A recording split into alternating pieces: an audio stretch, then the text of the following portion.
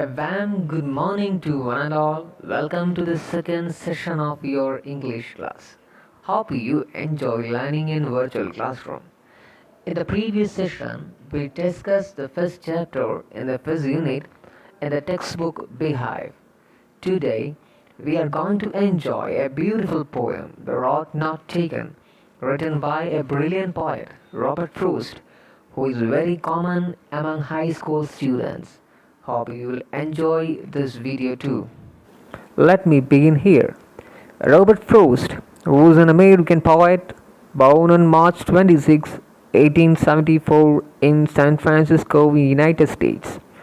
He became interested in reading and writing poetry during his high school years. Frost drifted through a string of occupations after leaving school, working as a teacher, cobbler, and editor. President John F. Kennedy said of the poet, "He has bequeathed his nation a body of imperishable verse from which Americans will forever gain joy and understanding." President John F. Kennedy once said that Robert Frost has given by will his nation a body of imperishable verse, a body of everlasting poetry, from which Americans will forever attain joy and understanding. Robert Frost's style is unique because he usually employs a kind of moral lesson after describing a scene or an incident. He became one of the country's best loved poets after a lot of struggle.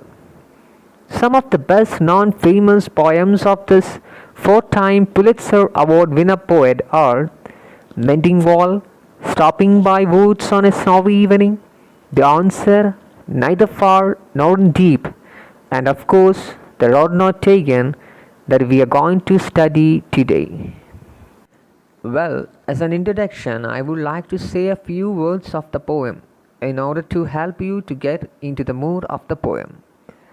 The Road Not Taken is an ambiguous poem that allows a reader to think about choices in life, whether to go with the mainstream or go it alone. If life is a journey, this poem highlights those times in life when a decision has to be made. Which way will you go? This poem deals with the dilemmas that a man faces in life. It speaks of two roads which serve as a metaphor for the choices we make in life. Life throws up many alternatives. Man, being an individual, cannot take up all choices. The choice we make has a far-reaching consequences. Hence, our decision is a shot in the dark, though our future is depend on it. If the choices made by us happens to be not correct, we have to face the consequences, as steps once taken cannot be retracted. The title of the poem has got a significance. The road is a symbol of the choice made by us in life. Many times we regret the choice made by us, but what is done once cannot be undone. Man aims for what he has denied himself in life, rather than what he has chosen. Hence, the poet has given his poem the title, The Road Not Taken. Dear student, it's a time to recite the poem. Two roads diverged in a yellow wood, and sorry I could not travel both. And be one traveler long I stood, and looked down one as far as I could, to where it bent in the undergrowth. Then took the other just as fair, and having perhaps a better claim, because it was grassy and wanted wear, though as for that the passing there had warned them really about the same. And both that morning equally lay in leaves no step had trodden black. Oh, I kept the first for another day, at knowing how way leads on to way. I doubted if I should ever come back. I shall be telling this with a sigh. Somewhere ages and ages hence, two roads diverged in a wood, and I took the one less traveled by, and that has made all the difference. Dear students, now let's go in deep in each stanza, beginning with the first stanza. Two roads diverged in a yellow wood, and sorry I could not travel both. And be one traveller long I stood, and looked down one as far as I could, to where it bent in the undergrowth. Two rods indicate that speaker is faced with a choice. Diverge means extended in different directions. Yellow wood indicates autumn season. The idea behind using autumn is that the year is coming to an end, so that is a time for reflection. In short, we can say once the poet was walking down a road and then there was a diversion. There were two different paths and he had to choose one of them. Second line, and sorry I could not travel both. The poet says that as he was one person, he could travel on one road only. He had to choose one out of these two roads. The speaker regrets that he cannot travel on both roads and still remain one traveler because he cannot split himself in two. The third stanza explains, and be one traveler long I stood. For a long time, the poet kept standing here, that is, at the spot of the diversion of the two roads in the yellow woods. Yellow woods represent a world which is full of people, where people have been living for many years. They represent people who are older than the poet, and looked at the path very carefully as far as he could see it. The next two lines, and looked down one as far as I could, to where it bent in the undergrowth. Before taking the path, the poet wanted to know how it was. Was it suitable for him or not? He was able to see the path till from where it curved, after which it was covered with the trees and was hidden. He took the time to look down one road till he could see no further. It bent away due to a curve in the road.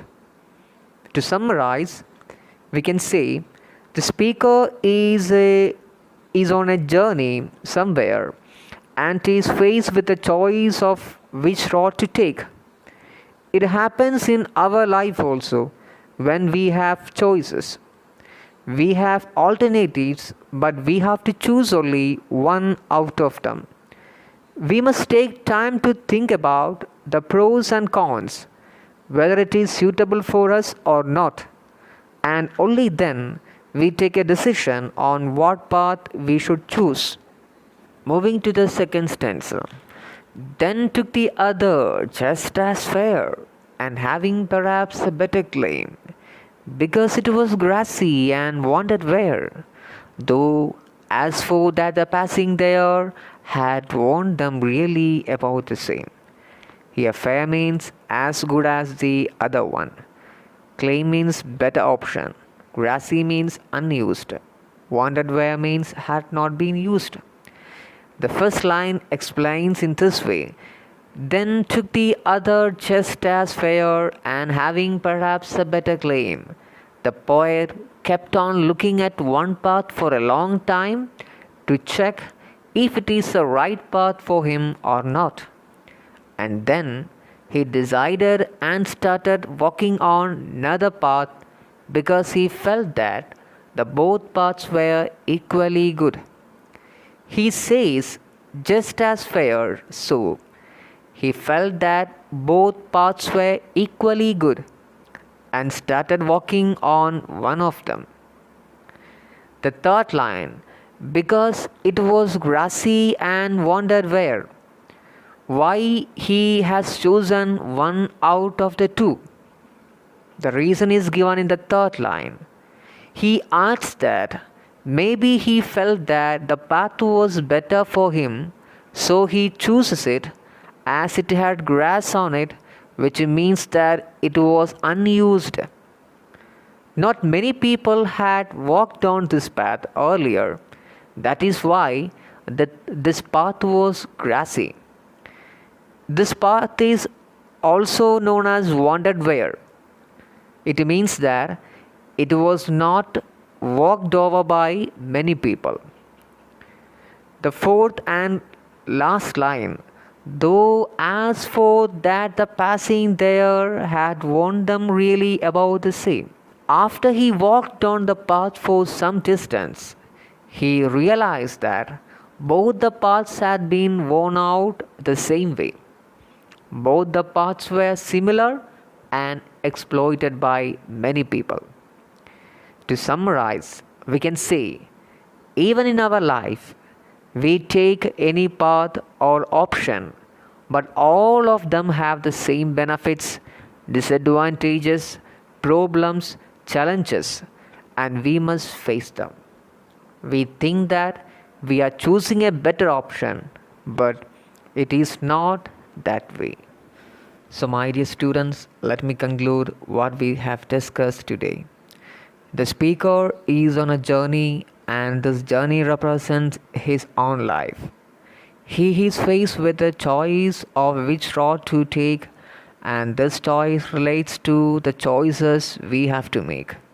Finally, he has chosen a road out of the two, thinking his choice is fresh and a better one. But when he has started his journey and walked for some distance, he gradually realized the choice he has made is very common. I hope you have enjoyed today's session. Let me stop for a while. Thank you. See you soon.